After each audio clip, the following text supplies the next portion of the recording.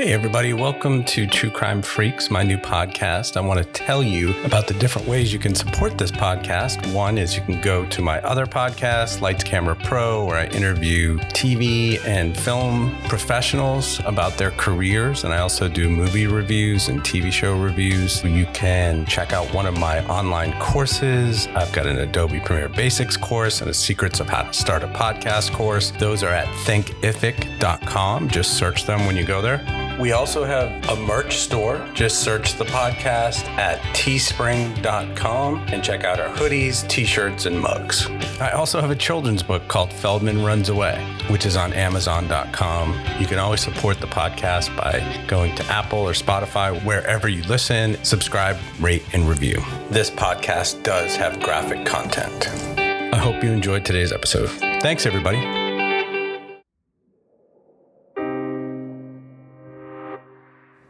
Ted Bundy, Jeffrey Dahmer, BTK were all white. But most of the serial killers of the past century were white, right? This podcast asks the question, why are most serial killers white?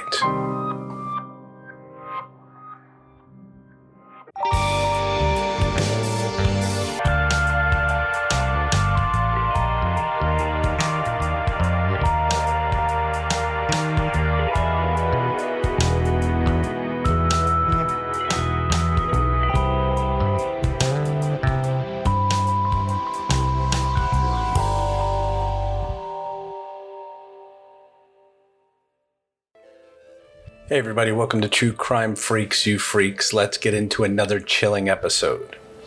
Okay, here we go.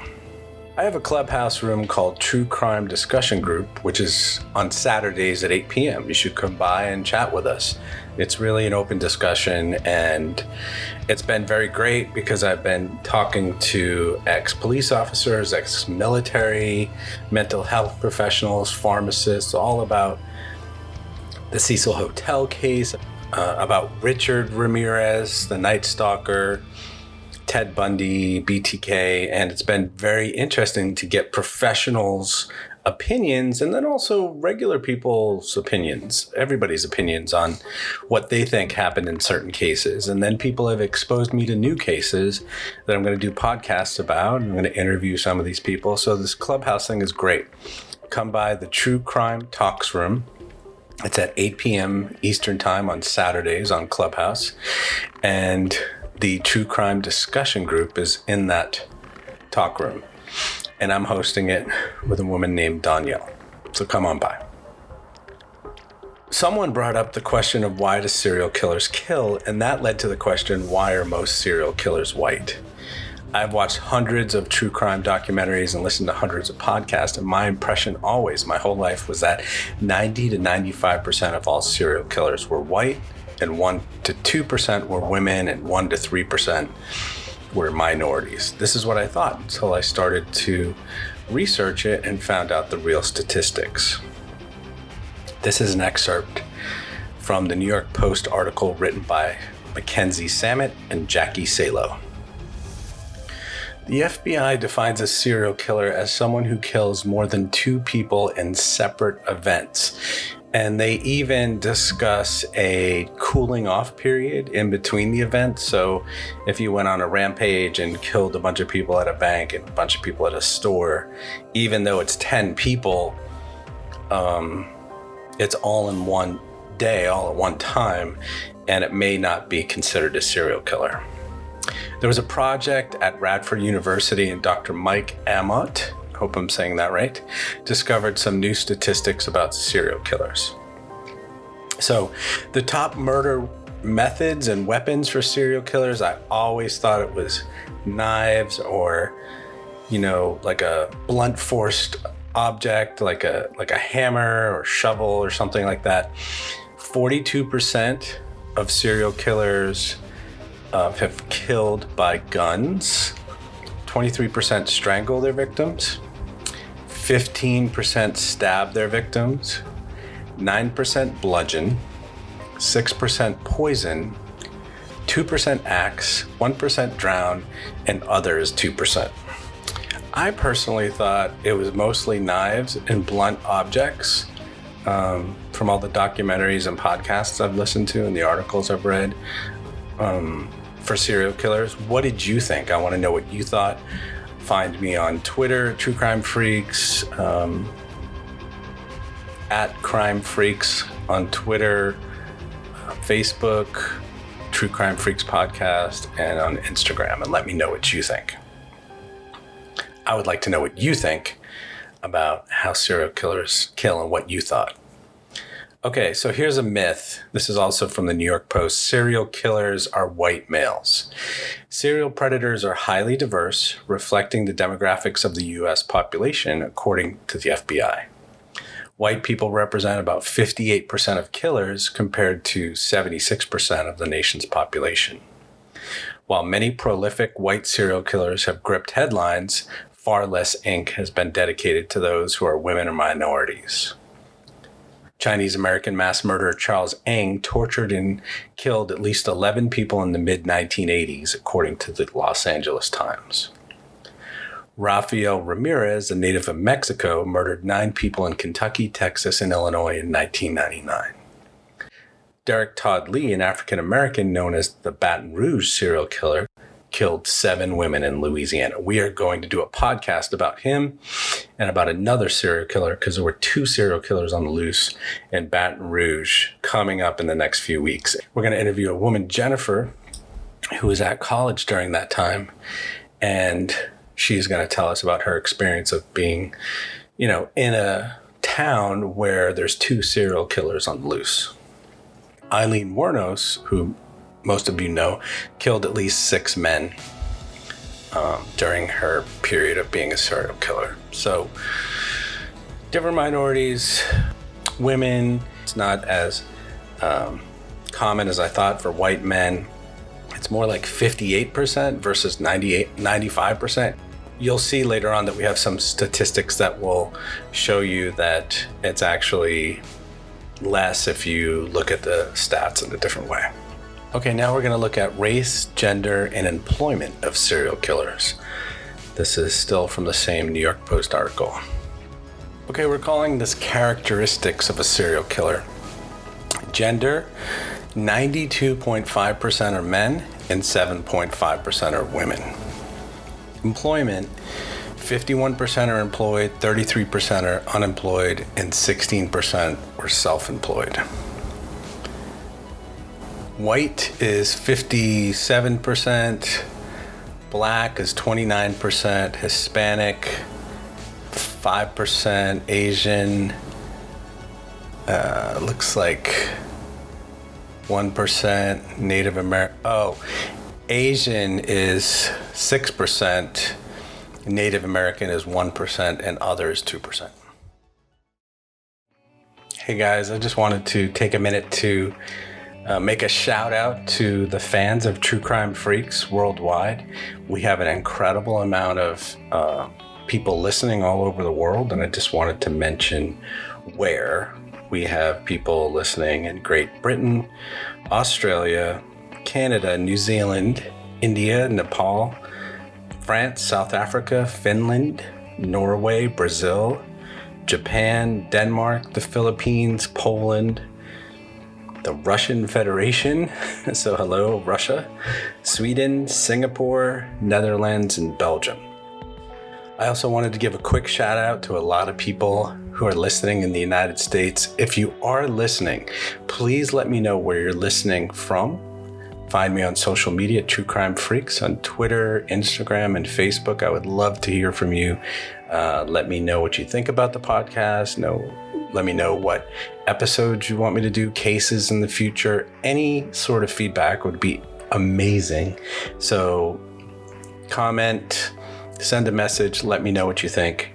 In the United States, we have people in Chicago, St. Paul, Atlanta, Denver, Houston, New York City, Dallas, Littleton, Birmingham, Kansas City, LA, Harrisburg, Plano, Nashville, Phoenix, the Bronx, Las Vegas, Tacoma, Brooklyn, and it goes on and on, ending up with Minneapolis and Memphis. So please let me know where you're listening from and message me or make a comment and let me know what you think of the podcast and the cases you'd like me to cover in the future. Thanks so much for listening, everybody.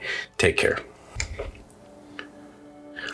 So not what I expected there either. The male-female is pretty close, but the amount of black serial killers, Hispanic, and Asian are surprising to me. It's more than I thought. Okay, here's another myth. Serial killers come from broken homes. I always thought that from watching Criminal Minds and Mindhunter and researching the FBI and the Behavioral Analysis Unit that most serial killers came from broken homes, foster homes. They were abused. Even if they had their birth parents, they were abused horrifically. And a lot of times by their mother, by the way that they're portrayed. But actually, it looks like most of them were with their birth parents. And here's the stats. Birth order, the oldest child is 33% for serial killers.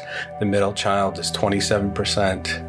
The youngest child is 24%, and the only child is 15%. Parents, 14% are adopted, 78% are birth parents, and 8% are other.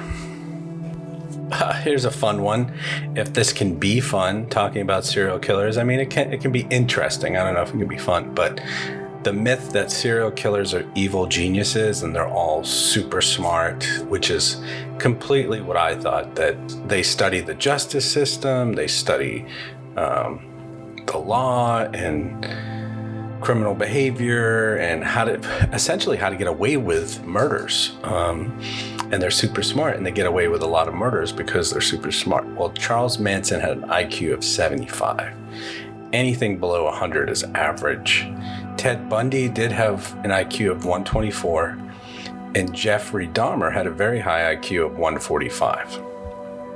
It had been speculated that serial killers had been viciously abused, had brain damage, were mentally ill or schizophrenic. The number one motivation of a serial killer? Enjoyment. The number two motivation? Financial gain. Number three, anger. Number four, gang activity. It's when I'm sure like a cartel or a gang kills a bunch of people. Or five is other. Is this what you thought about serial killers? Not the way it's portrayed in the movies or in some documentaries. This is an excerpt of a Business Insider article. This is what Dr. Armont had to say about the race of serial killers in his study. Note that when discussing the race percentages, it is important to look at trends across time, Armont told Business Insider via email. For example, if you combine U.S. serial killers across all decades, 52% of serial killers have been white and 40% black. However, if you just look at the past 3 decades, 37 were white and 60% were black. A very different picture. Now, this is an excerpt from the Scientific American. Serial killings account for no more than 1% of all murders committed in the U.S. based on recent FBI statistics. There are approximately 15,000 murders annually, so that means there are no more than 150 victims of serial murder in the United States in any given year. The FBI estimates that there are between 25 and 50 serial killers operating throughout the U.S. at any given time. If there are 50, then each one is responsible for an average of 3 murders per year. Serial killers are always present in society. However, the statistics reveal that serial homicide is quite rare and it represents a small portion of all murders committed in the U.S. Why do movies and documentaries in the U.S. glorify serial killers and hire teenage heartthrobs like Zac Efron to play Ted Bundy? There was a really good point in our Clubhouse discussion last week. The reason why minority serial killers aren't glorified is because only white females make it to the 6 o'clock news. If it's a black, Hispanic, or Asian female, it's not in the media spotlight. So the coverage depends on the victim not the serial killer. I had never thought of it that way before. Do you agree? Does that make sense to you? It makes sense to me. Leave me a comment. I mean, so what's happening in the media is that they aren't showing when a black woman or a black girl dies, or an Asian or Native American woman dies as much. It's not such a huge story in the media. Therefore, we're not glorifying the serial killers that usually murder within the same race. Now, there are some that, cross races, and then that gets very fuzzy. But in general, we're talking about generalities here.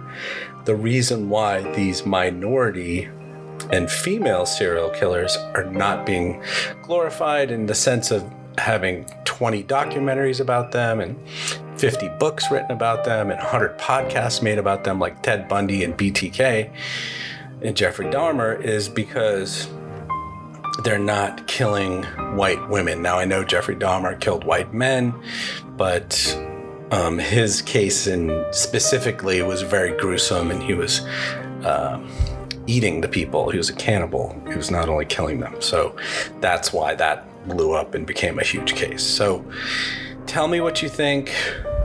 Give me some more commentary. Tell me on social media what you think about all these stats.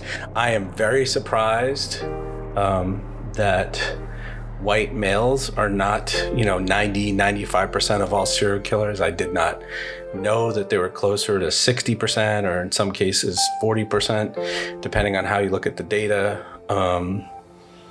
I just always thought it was mostly white men with a few minorities and a few women. What did you think? Let me know on social media. Thank you so much for listening to True Crime Freaks, you guys. I will see you next time in the next chilling episode. Thanks so much. Sean Ventura, signing off. Take care.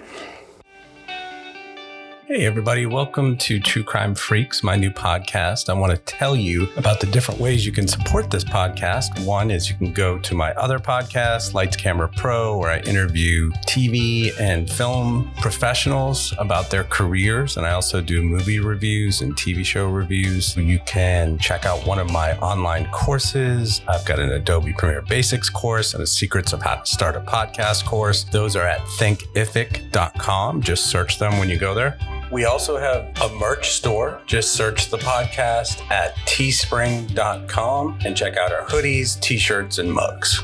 I also have a children's book called Feldman Runs Away, which is on Amazon.com. You can always support the podcast by going to Apple or Spotify, wherever you listen, subscribe, rate, and review. This podcast does have graphic content. I hope you enjoyed today's episode. Thanks, everybody. Thanks to Joseph McDade for the music. I will see you next time in the next chilling story on True Crime Freaks. Thanks for listening, everybody. Have a great day. I'm Sean Ventura. Take care.